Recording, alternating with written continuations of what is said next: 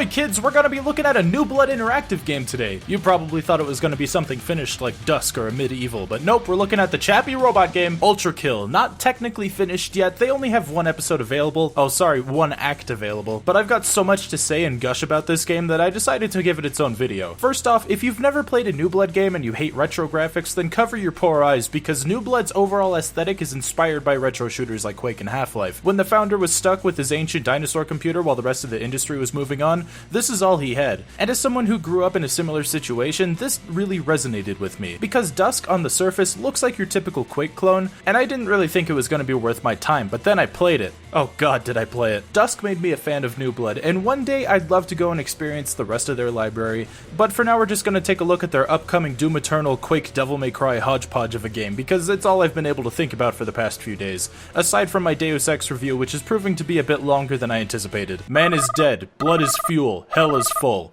It doesn't get more metal than that. I hope you're not here for a narrative, because that's all we've got for a while. 99% of the story is relegated to the end of an episode, much like classic Doom or Quake, which is fine with me. Ultrakill feels a lot like Doom Eternal and Serious Sam's Bastard Child, with a hint of Titanfall's movement tech. You start off with a badass sequence where you're dropping into hell, and after these opening credits you grab your pistol, boom, welcome to Ultrakill.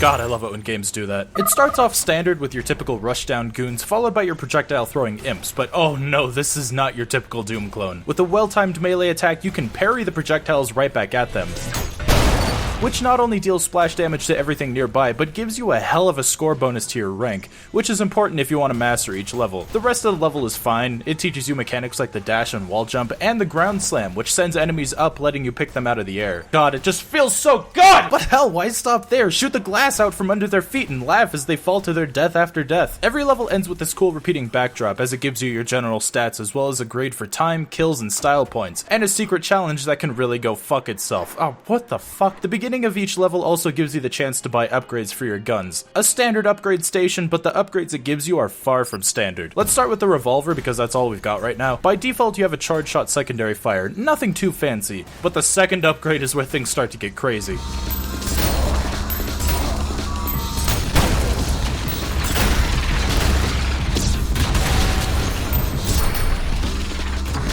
Oh, Jesus, fuck. Alright, so here's my first critique. The Ricochet coin is way too fucking powerful. It's able to clear out mooks near the end of the episode with a single shot. Though there is an argument to be made that it requires a higher skill level than just point and click, because the coin can be a bit unpredictable at times, and that by making it weaker, it's no longer rewarding you for the skill required to pull it off. And then it just becomes a whole matter of, hey look, a giant face.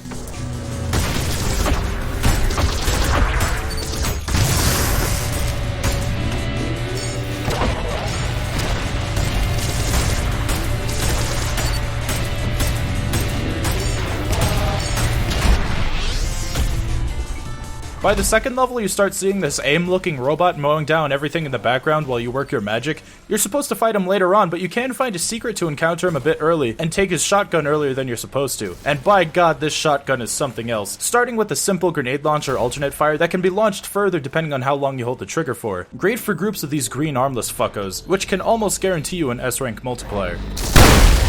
But if that's not your thing, you can punch the shotgun rounds with good timing to make them faster and explode on contact. Yes, punch your shotgun rounds to make them faster. I'd honestly make a bigger deal about it if Civvy didn't already beat me to it. In this next level, you do need the shotgun's alt fire to open this path and proceed on, but because I fought Sword Machine in the last level, I could just skip ahead and move on. But who the hell do you think I am? Come on, Sword Machine, let's go! Round 2! God, this level was ass! What lies ahead is a level none too spectacular, but still managed to kill me many times thanks to the secret encounter. 2 malicious heads. And I think that because of the difficulty I'm playing on, they get enraged and fire these massive AoEs that I found incredibly difficult to avoid in this cramped space. But I got it. A D rank in time and 8 retries. Fucking hell. Everything culminates with the final level of the prologue, Cerberus. Abandon all hope, ye who— oh fuck. Welcome to the first real boss of Ultrakill. But don't get too cozy, this guy's about to become a regular enemy later on. This guy gave me some trouble the first time I played the demo, but became incredibly easy once I realized that I have borderline infinite health if I damage him at point blank. Oh look, he came to avenge his brother. What's up, Mr. Angry Eyes? welcome to Limbo. A lot more peaceful than the 2011 game. Don't let the looks deceive you, we're still very much in hell if it wasn't obvious by the fake look of the place. Hey, do you remember those city scanners from Half-Life 2? Well, now there are enemies here who dodge every time you hit them, which only becomes a problem once you find the nail gun later in the level. Yeah, we're going full Quake here with this nail gun. Here's a malicious face to try it on.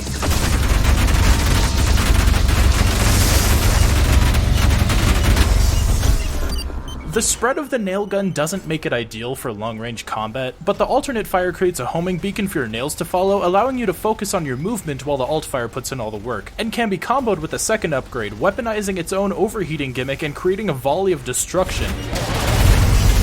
Holy fuck! Oh no! Limbo is actually hell, who would have thought?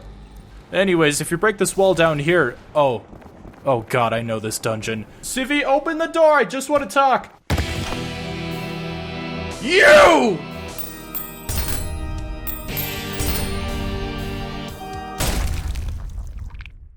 It feels like almost every first-person shooter needs to have a smaller version of a boss as an enemy, and Ultrakill is no exception, so say hi to these mini sword machines.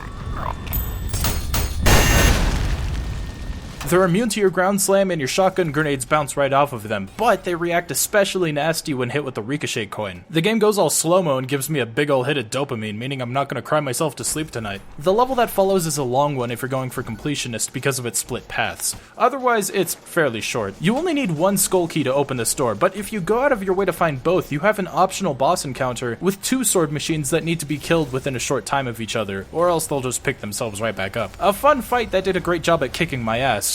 Except that I triggered the checkpoint by the end of the level before I hit the checkpoint here, so when I died at the boss at the end of the level, it booted me back to the double sword machine fight, so that was fun. If you've played the demo, you might remember this guy appearing at the beginning of Limbo, and yeah, he's a bitch. And not only is he a transforming scorpion, but you can only hit him on the fleshy bits. I found that sticking a homing beacon to his tail helped the best. He had this pinch mode at the end, but if I'm being honest, I don't really know it was different.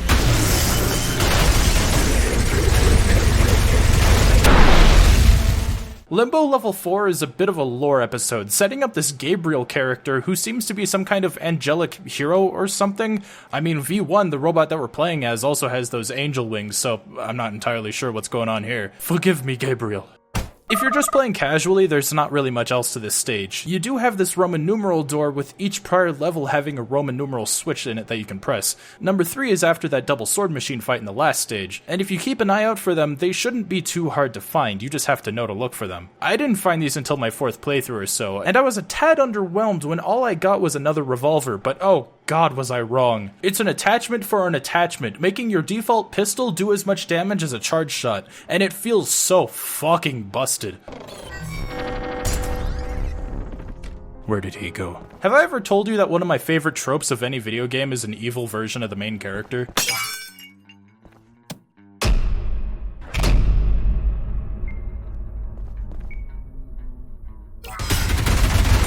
I have no idea what just happened. V2 flew into the sky and dealt a massive amount of damage to himself. V2 escaped, so I can only assume that we're going to be seeing more of him in the future, and he's just another you. But hey, in the meantime, I have this cool red arm now. It can't parry, but it hits way harder, and can create a point-blank explosive dealing massive damage to anything close by. You could swap between these arms with the G key, which gives me some serious Doom Eternal vibes, and I'm not complaining there. Part 3, Lust. Because it's not hell without the 7 deadly sins. And of course it's presented with a vibrant blue and neon pink vaporwave-esque setting. If I say that I love the design of Lust, does that put me on a list?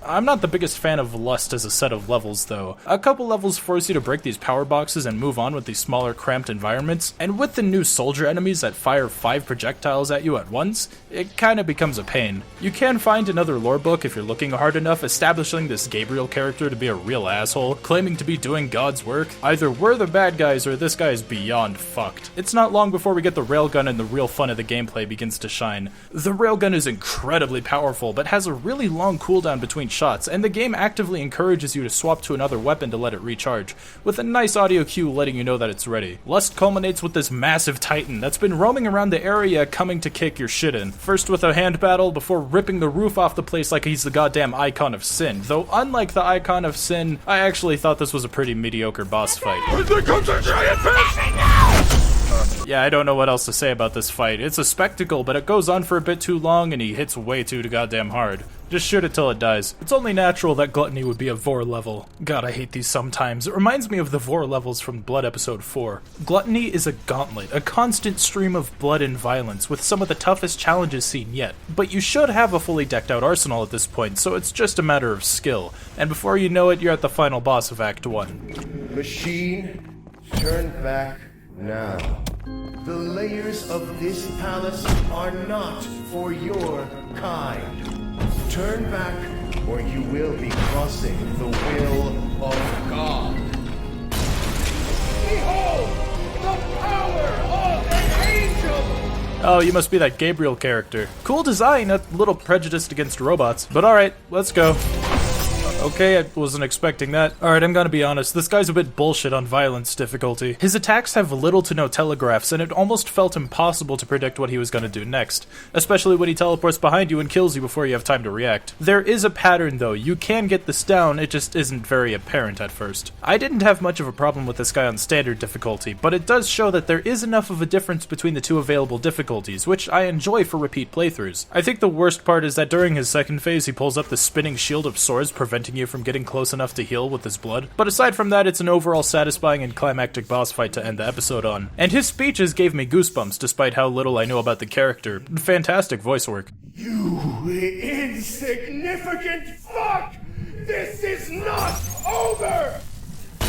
Gabriel isn't too happy about losing to a machine, and neither is his cult, giving him 24 hours to right his wrongs before the light of God is stripped away from him and effectively killing him. If machines seek blood, he would give it freely. And with such fury, even metal will bleed. Holy fuck, I love this game's writing. Yeah, this game is fucking awesome. It takes many of the things I enjoy about games like Doom Eternal and mixes them with this beat-em-up approach to game design, with a sweet and to-the-point setting and story that you can't really go wrong with. I can't wait to see the rest of Ultrakill, and hats off to Newblood for setting up this new and badass world. It's nothing new, sure, but its approach to game design with subtle world building provided during the adventure have piqued my interest, and I'm really eager to see more of it. I do think that the gameplay could use a bit more spicing up. Sure, it's fast and spikes my adrenaline, but I feel like it's a little unbalanced at times. But the game is still in early access, and there's going to be 2 more weapon attachments per weapon, allegedly, so I can't really give my final opinion until then. I do think some of the bosses could use a bit of work, especially Lust's episode. Honestly, I think the bosses are the weakest part of the game so far, but that opinion is likely to change as more episodes come out. But until then, Newblood, if someone from your staff is watching, thank you for blessing us with this fantastic game. It came out right at that perfect time waiting for the Doom DLC to drop, and by Gabriel, I can't wait to see more of this project.